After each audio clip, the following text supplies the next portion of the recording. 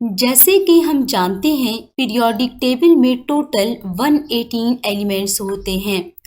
अगर हम इन 118 एलिमेंट्स को दो ग्रुप्स में डिवाइड कर दें 117 एंड 1 और हम इन दोनों ग्रुप्स के एलिमेंट से बनने वाले कंपाउंड का कंपैरिजन करें तो हम इस रिजल्ट पर पहुंचेंगे कि ये 117 एलिमेंट्स मिलकर भी इतने कंपाउंड्स नहीं बना सकते जितने की अकेली कार्बन मिलकर बना सकती है।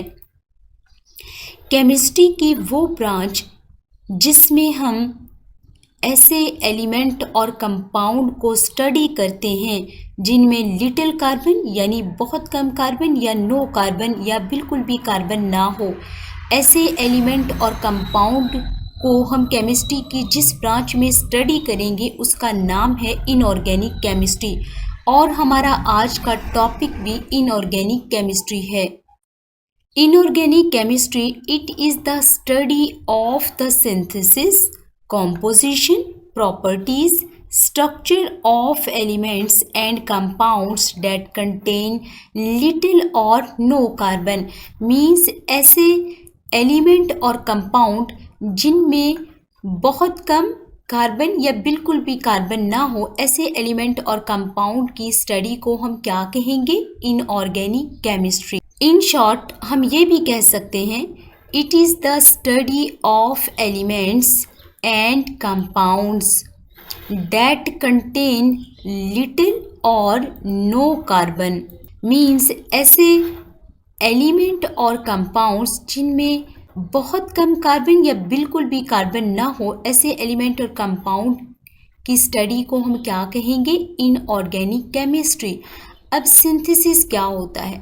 सिंथेसिस किसी भी कंपाउंड के बनने के प्रोसेस को कहेंगे। जैसे कि सोडियम क्लोराइड है, इसके सिंथेसिस क्या है कि ये सोडियम मेटल और क्लोरीन गैस के आपस में मिलने से बनता है। कॉम्पोजिशन की अगर हम बात करें, कॉम्पोजिशन हमें बताती है किसी भी कंपाउंड में एलिमेंट्स की परसेंटेज। मिसाल के तौर पर सोडियम क्लोराइड में सोडियम की जो परसेंटेज है वो क्या है? 39.34% होगी। और सोडियम क्लोराइड में क्लोरीन की परसेंटेज क्या होगी? 60.66%। ये परसेंटेज हमें कौन बताएगी? कॉम्पोजिशन। प्रॉपर्टीज़ की अगर हम बात करें तो प्रॉपर्टीज़ हमारे पास दो किस्म की होती हैं, फिज़िकल प्रॉपर्टीज़ यानी ज़ाहरी अपीयरेंस और केमिकल प्रॉपर्टीज़ यानी ऐसी प्रॉपर्टीज़ जिनको हम रिवर्स नहीं कर सकें। मिसाल के तौर पर बर्निंग ऑफ पेपर है, क्या पेपर को बर्न करने के बाद हम उसको दोबारा पेपर बना सकते हैं? नहीं। तो ये कैसी प्रॉपर्टी है? केमिकल प्रॉपर्टी है।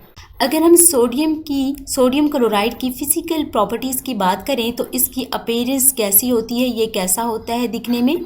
White crystalline solid. ये कैसा सॉलिड होता है? वाइट कलर का क्रिस्टलाइन के फॉर्म में होता है।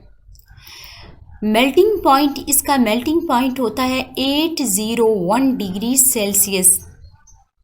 और सोलबिलिटी की अगर हम बात करें तो ये वाटर के अंदर क्या होता है? सोलुबल होता है, वाटर में हल हो जाता है। टेस्ट की अगर बात करें तो इसका साल्टी टेस्ट होता है, नमकीन टेस्ट होता है।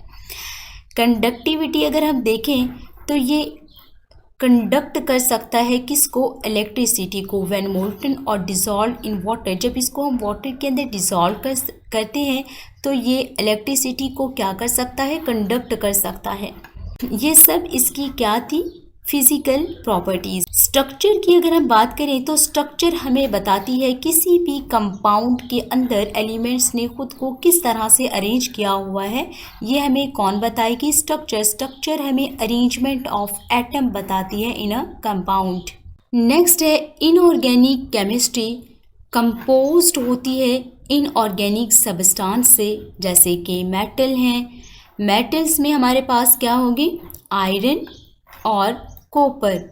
नॉन मेटल्स हैं लाइक ऑक्सीजन और नाइट्रोजन। इन मेटल्स और नॉन मेटल्स के केमिकल कॉम्बिनेशन के रिजल्ट में बनने वाले कंपाउंड्स साल्ट्स, जैसे कि सोडियम हाइड्रोक्साइड है, कैल्शियम हाइड्रोक्साइड है, इसके अलावा एसिड्स हैं, हाइड्रोक्लोरिक एसिड और सल्फ्यूरिक एसिड।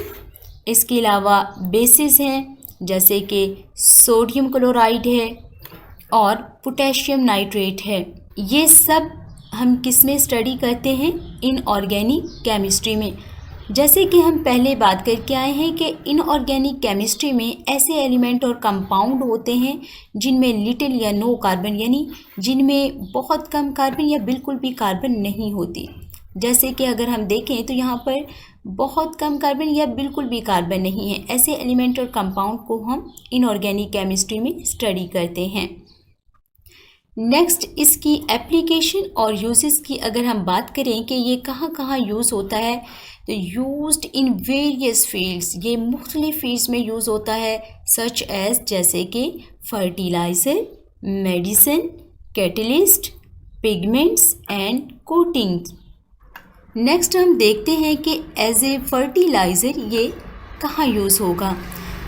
अमोनियम नाइट्रेट ये इनऑर्गेनिक कंपाउंड है और ये प्लांट की ग्रोथ के लिए यूज़ होता है, यानी ये प्लांट की ग्रोथ को क्या करता है? बढ़ाता है। नेक्स्ट हम देखेंगे मेडिसिन। मेडिसिन में ये कहाँ यूज़ होगा? मेडिसिन जैसे कि लिथियम कार्बोनेट, ये भी इनऑर्गेनिक कंपाउंड है। इसको बाइपोलर डिसऑर्डर यानी मेंटल डिसऑर्डर को कंट्रोल करने के लिए हम इसको यूज़ करते हैं एज ए मेडिसिन। नेक्स्ट है कैटलिस्ट। कैटलिस्ट के तौर पर जैसे कि विनेडियम पेंटाऑक्साइड, ये भी इनऑर्गेनिक कंपाउंड है। इसको हम सल्फ्यूरिक एसिड की प्रोडक्शन के तौर पर यूज़ करते हैं। कैटलिस्ट उसे कहते हैं जो खुद तो रिएक्शन में पार्टिसिपेट नहीं करता बल्कि रिएक्शन को स्पीड अप कर देता है, इसे हम क्या कहेंगे? कैटलिस्ट। नेक्स्ट है पिगमेंट्स। टाइटेनियम डाइऑक्साइड ये भी इनऑर्गेनिक कंपाउंड है। इसको हम पेंट्स यानी पेंट करने में यूज़ करते हैं और कोटिंग पर्पस के तौर पर भी इसको यूज़ करते हैं। कोटिंग यानी प्रोटेक्शन के लिए, आयरन को रस्टिंग से बचाने के लिए हम इसको यूज़ करते हैं। नेक्स्ट है कोटिंग। सिलिका ये भी इनऑर्गेनिक कंपाउंड है और इसको हम एज ए कोटिंग यूज़ करते हैं। कोटिंग क्या होती है? हमने अक्सर सुना हुआ है कि इस ज्वेलरी के ऊपर तो गोल्ड का पानी चढ़ाया हुआ है, मीन्स ज्वेलरी को रस्टिंग से बचाने के लिए हमने क्या किया हुआ है? उसके ऊपर गोल्ड का पानी चढ़ाया हुआ है। या हमने अक्सर सुना हुआ है इसके ऊपर तो कोटिंग की हुई है, मीन्स उसको कोटिंग एक्चुअली में किसी भी चीज़ को रस्ट होने से बचाने के लिए जो हम उसके ऊपर एक सेफ्टी कवर चढ़ा देते हैं उसको हम क्या कहेंगे? कोटिंग कहते हैं। अब हम इनऑर्गेनिक केमिस्ट्री की किताब से रीडिंग कर लेते हैं।